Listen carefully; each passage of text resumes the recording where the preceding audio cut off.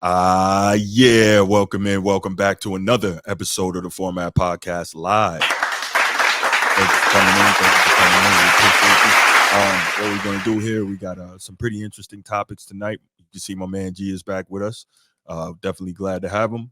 We got some pretty interesting topics for you tonight. Going to talk mostly NBA, and then we're going to finish it out with some NFL. But before we get to that, you know what time it is. If you're here on YouTube and you haven't already, please make sure you go ahead, click that like, that subscribe, that notification bell. Make sure you're kept up to date whenever we drop new content on the channel. If you want the audio-only version of the podcast, open up your audio podcast platform, hit the search bar, type in The Format Podcast, and we should come right up. If you're enjoying the content, make sure you give us that like, that 5-star review, and drop a comment. All that stuff helps us rise in the algorithm, helps us find more sports fans, helps more sports fans find us. And finally, make sure you write it down, put it in your phone, set an alarm, do whatever you got to do to remember. Saturday nights at 7 p.m. we are live here on the Format Podcast, and we'll give you the opportunity to call in, talk to us, get at me. I love it. I can't wait. At this point, we are going to move ahead and we're going to talk Los Angeles Lakers, and this one should be interesting.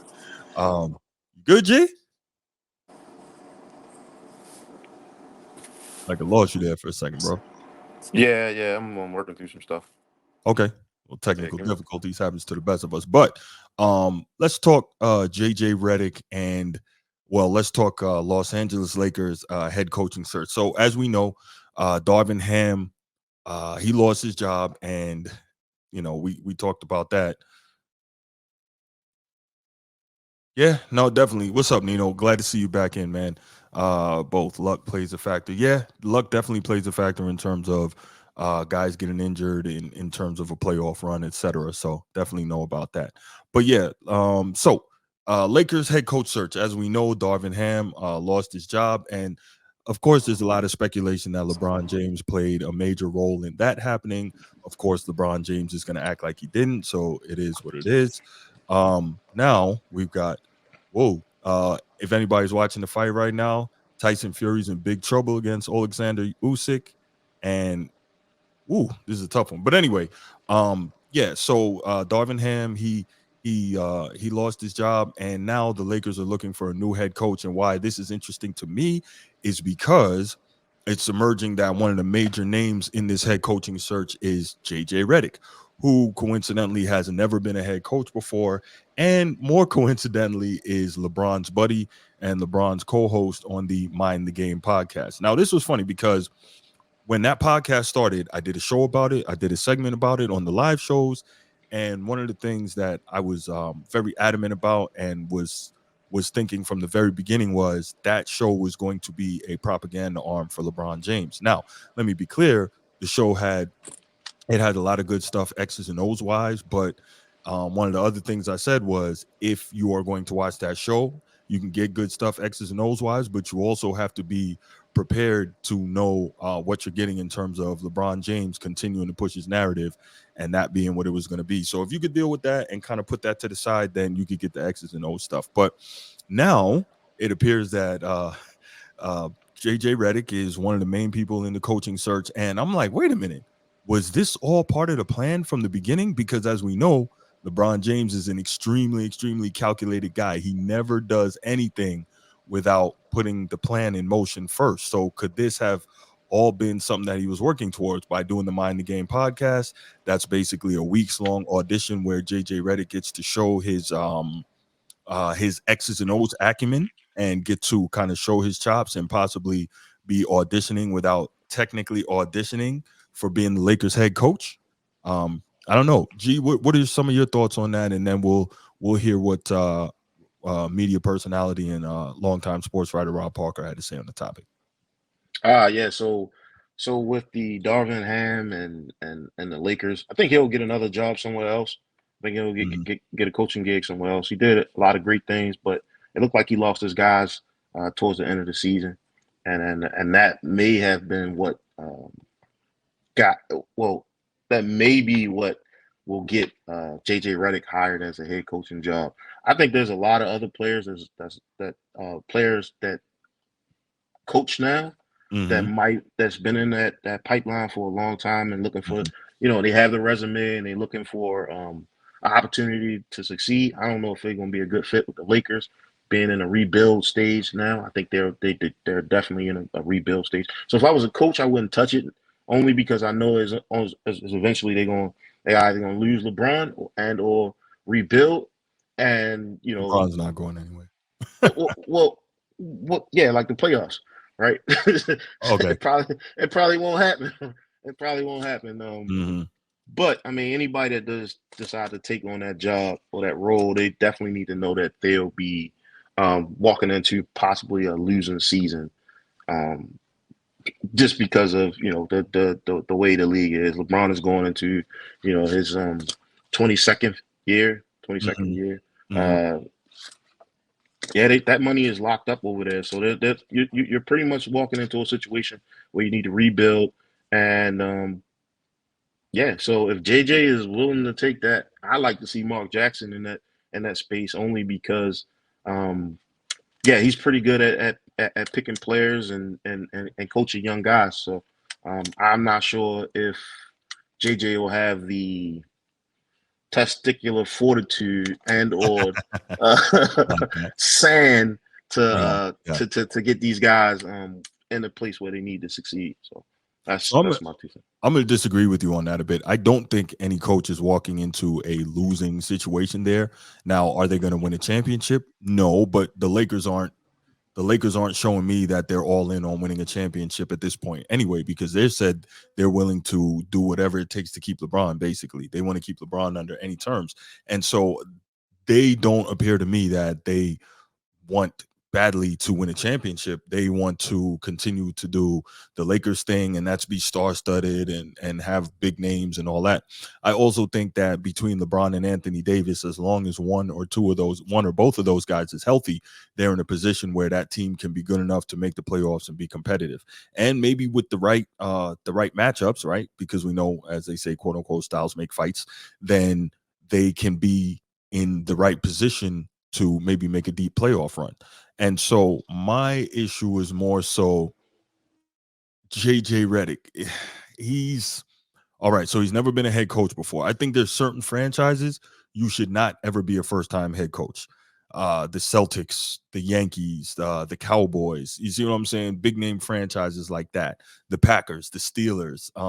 Although Mike Tomlin was a first time head coach, and obviously he's never had a losing season in like 16 years, which is absolutely crazy in the NFL. But the point is, in most of those banner franchises, such as the Lakers, I don't think you should be a first time head coach. And then the other problem is, again, like, this is basically just LeBron's boy, right? So you got to think about that. But before we go deeper into that piece, let's go ahead and hear what a longtime award-winning sports writer, sports journalism professor at University of Southern California, and Fox Sports radio personality Rob Parker had to say on his show, The Odd Couple with Chris Broussard. Let's check that out, and then we'll come back and further discuss it. Yeah, I think it's just a bad situation for a couple reasons. A the Lakers are supposed with LeBron and stuff. You're putting a novice, Chris. It doesn't mean that he doesn't know basketball or whatever, and he played in the league or whatever. But it just doesn't seem like that should be his first gig. You know what I mean? Like it just doesn't seem like that should be his first gig, and that's the biggest problem I have with it. And then the other thing too is, how the other players are going to respond, with him and LeBron, and they have podcasts together. And is this LeBron talking, or is this you? You know what I mean? Udonis Haslam said almost that exact statement, Rob.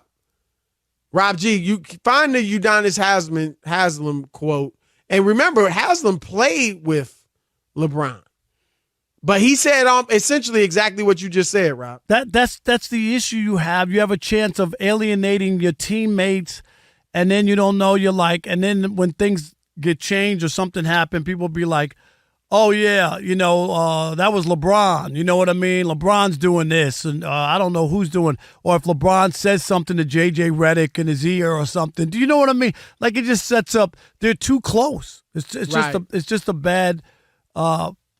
The optics are bad.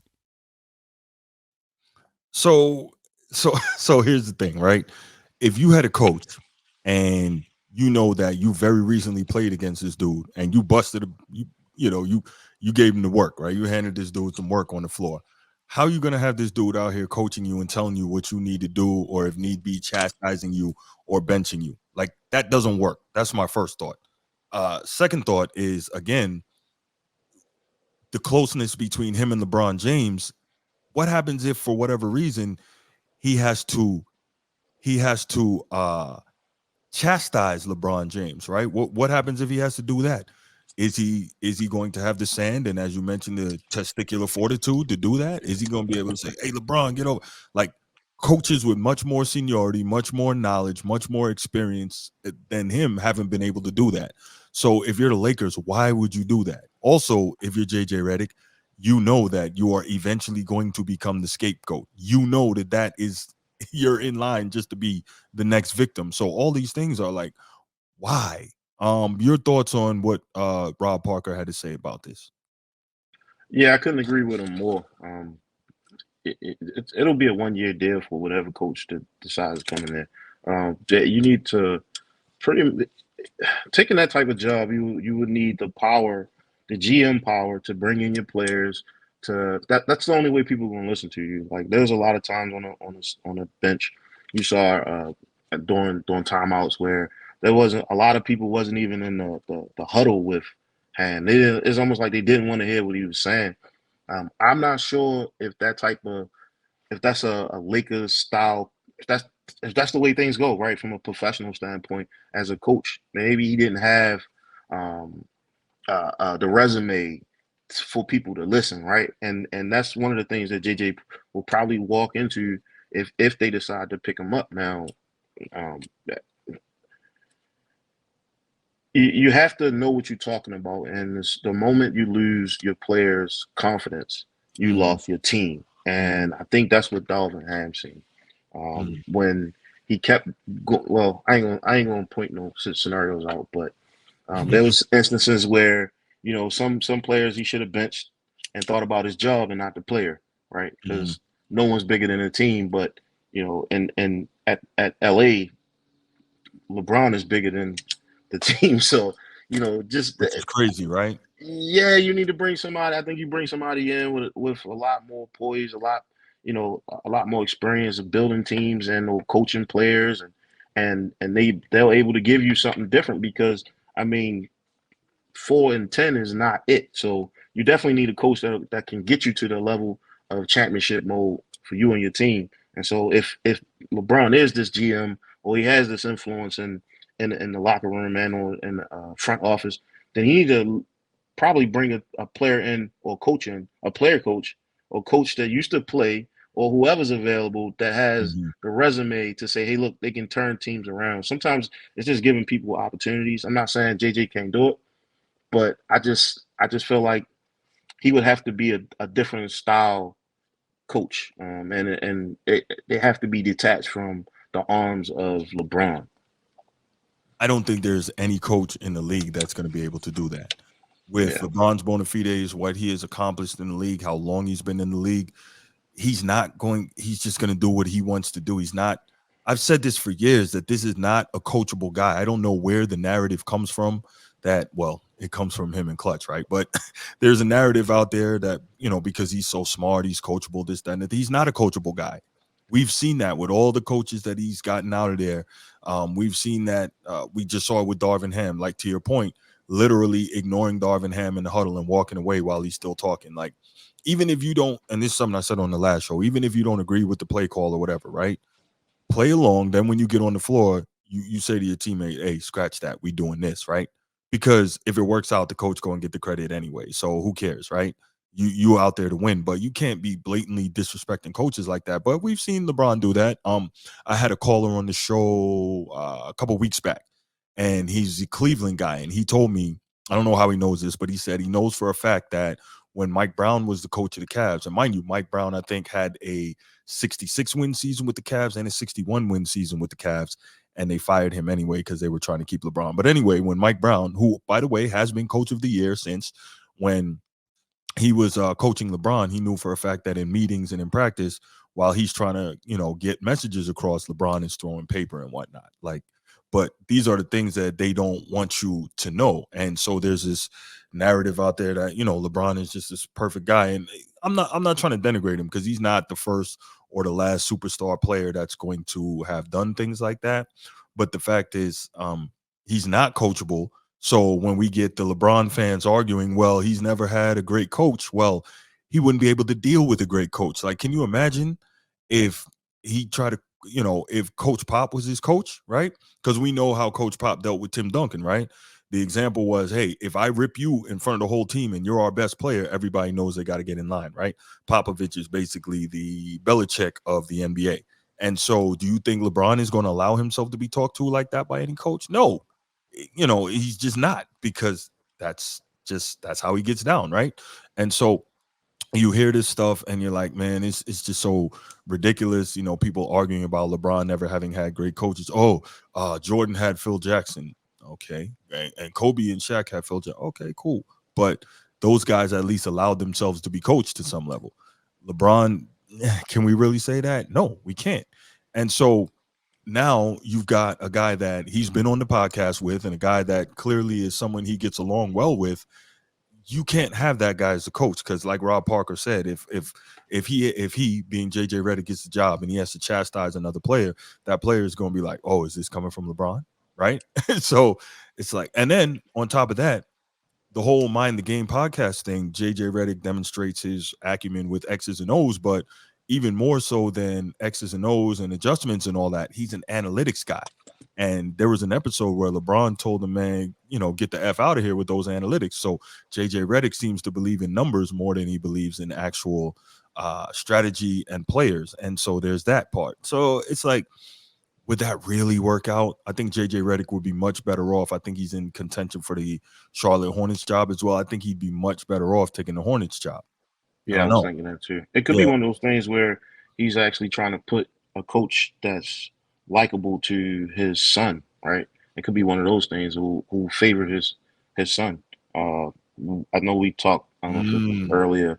We talked about Bronny getting into the league, and I think mhm. this was before the show, man. You talked about it, him getting into the league, and it just could be one of those things where he's playing chess, like you said, and he's trying to move pieces in that'll be likable to his son. I don't think his son got along with the coach down at USC. in college. Yeah, Mhm. at college, USC, and that's probably why that played a really big part of him trying to jump early. So I think you gotta.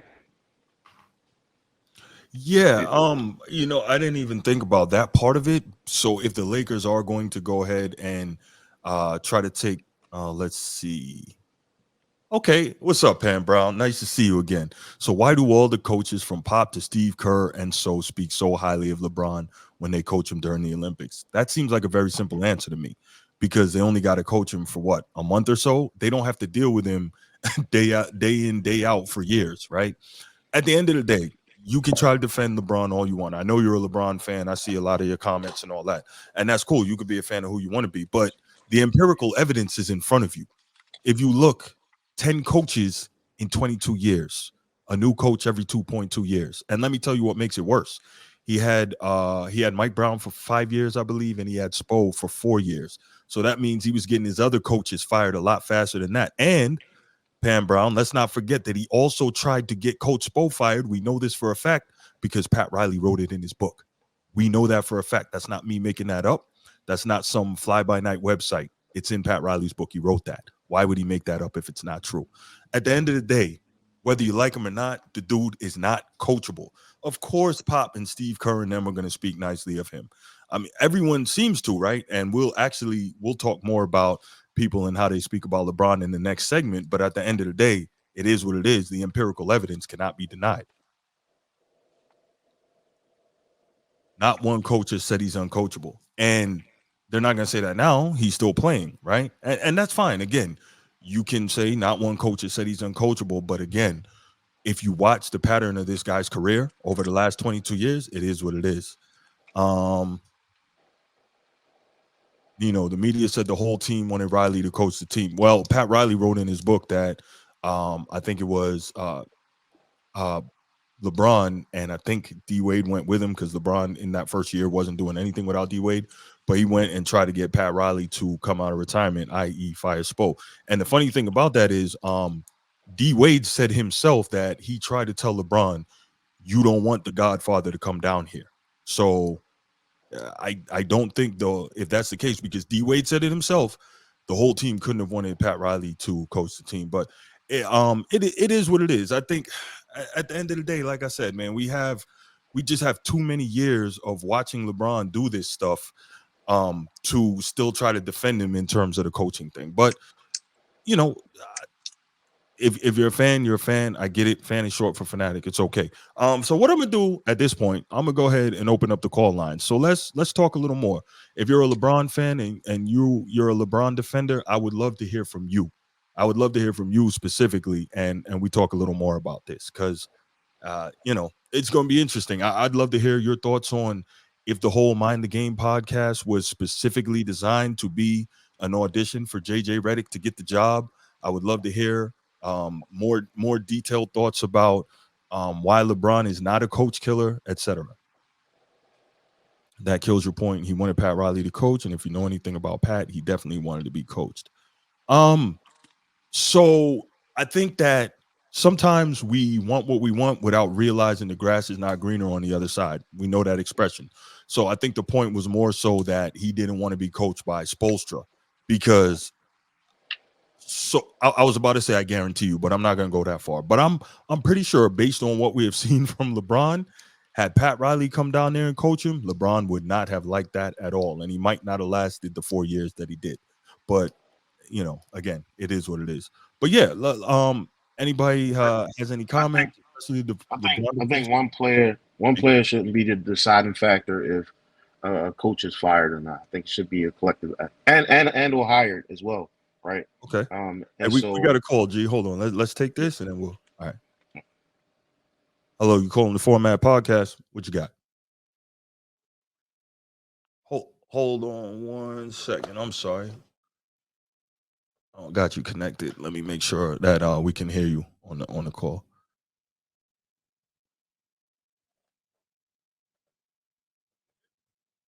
Hang on 1 second. Sorry.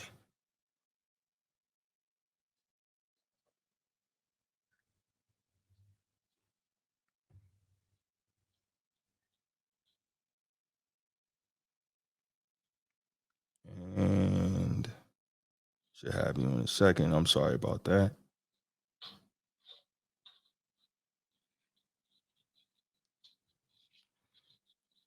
My mixer wants to act up right now. Oh, here we go.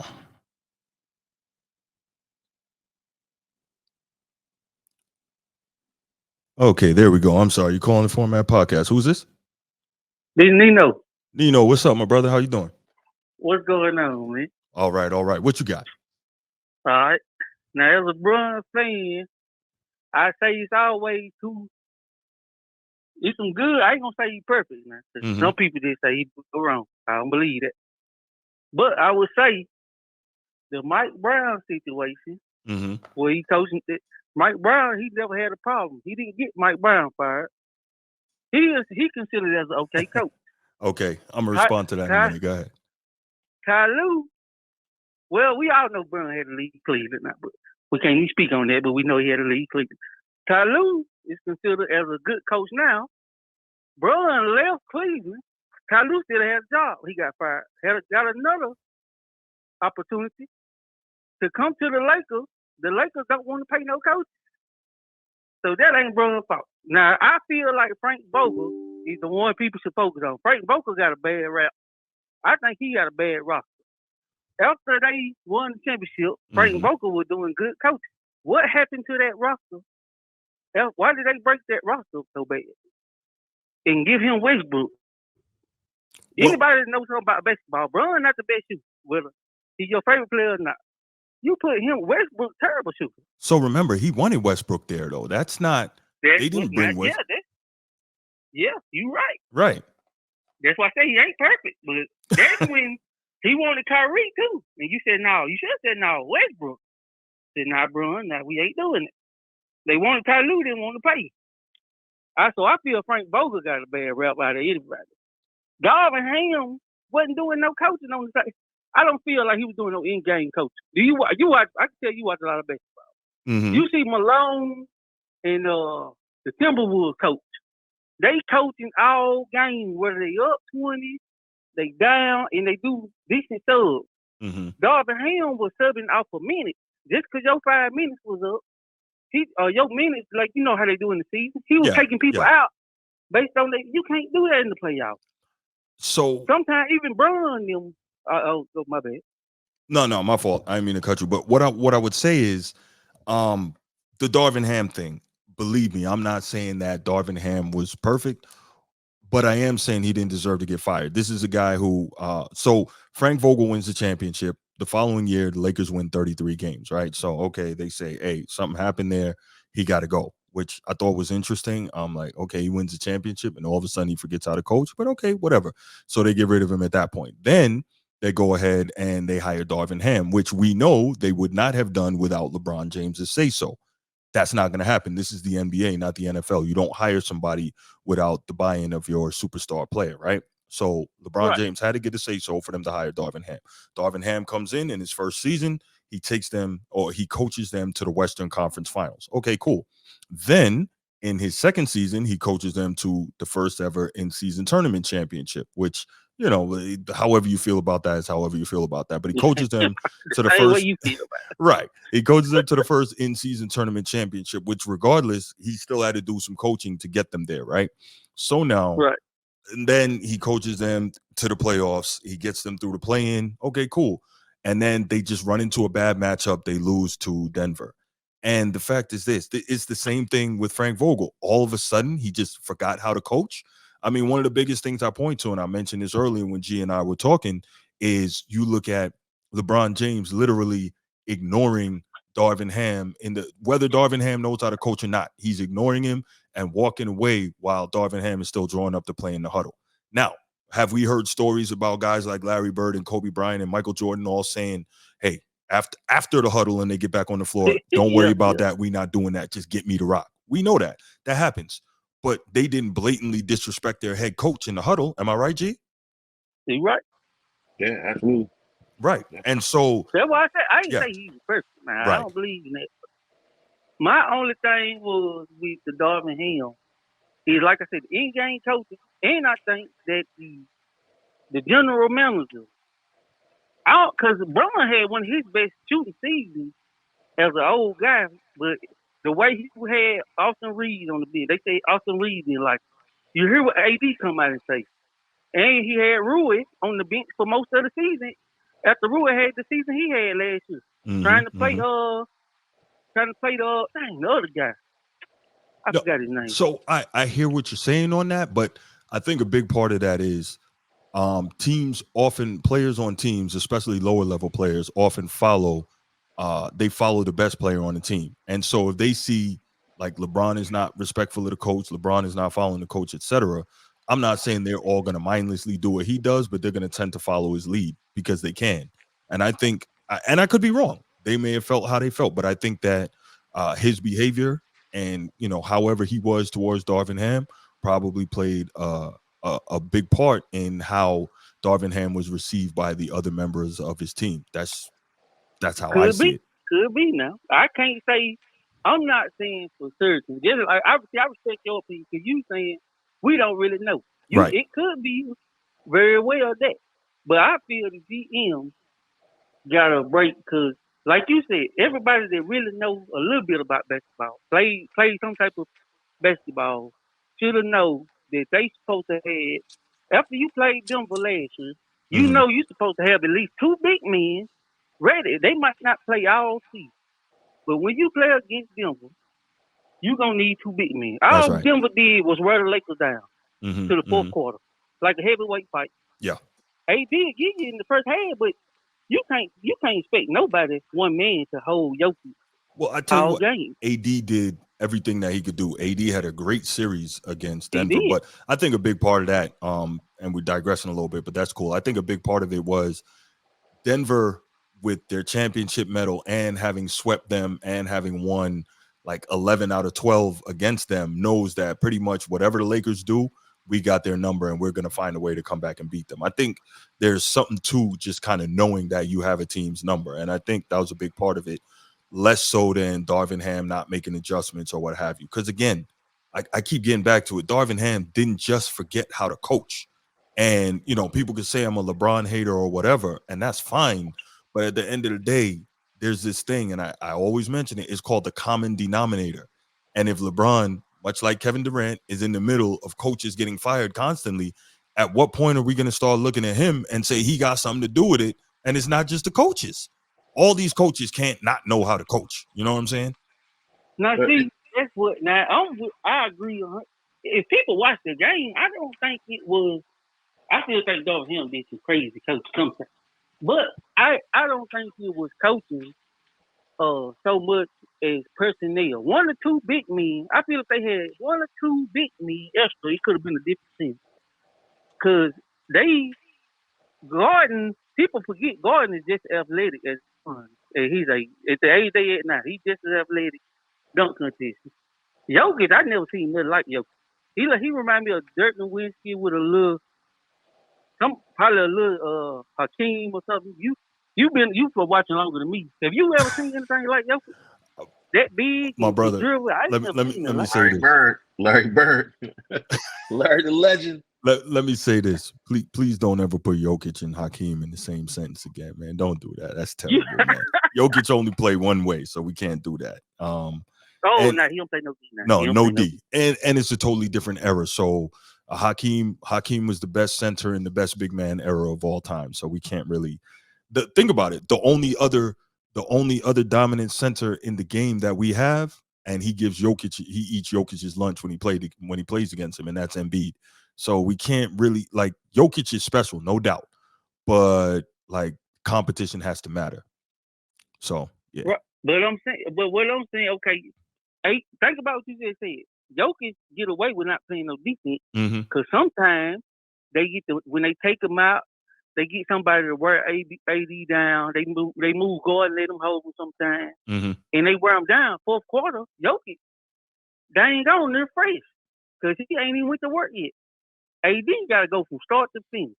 That's If true. they had one or two big men to get in there, fire like when they won with the White and Dwight and Javale, was JaVale McGee on that team? Yep. Yeah. you ain't gonna stop them, but you can rough them up. That's right. That's how teams used to play.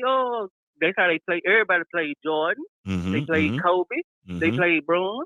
Yeah. They ain't gonna put their best player on them all game. No. Sometimes they gonna put You somebody throw like bodies this at for them. defense. You throw bodies at them. Yup. So I feel like the GM got a little skate.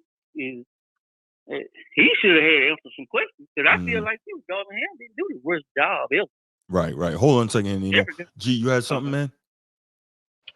No, I just wanted to say, I guess we look at how many year one head coaches has LeBron had, right?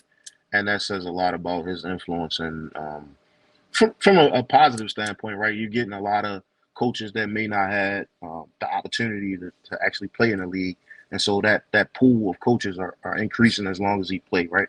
They play 1 year, they get fired, and then they move on. So from that aspect, I think it's good. I don't know why. It just could be like, hey, I'm gonna give you an opportunity to go, and it don't work out. You don't know the relationship that he has with these coaches outside. They may know it may only just be 1 year.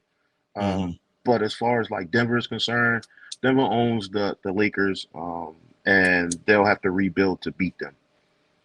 So let me ask you this, right? And this for you too, right? We're talking about LeBron and coaching. Let's say, we know for a fact that during LeBron's time in the league, Tom Thibodeau has been available a couple times.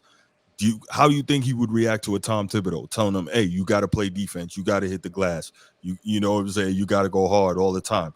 He'll have him out there on the first thing smoking, am I right? Or he'll leave. I can't disagree with that. Right. So I mean, but yeah, what I'm saying he won't. I'm a Bron fan, but I'm honest. At this age, I appreciate that. Not finna play no defense all game. If he play Bron like that, Bron can't play like them boys on the Knicks now. That's true too. Play. He ain't. I don't think I think he'll break down. So I think I agree with what he do. But sometimes that's why I say sometimes now on the hustle play when we need Bron to hustle, he don't hustle back then go to point now. So I'm saying he do that.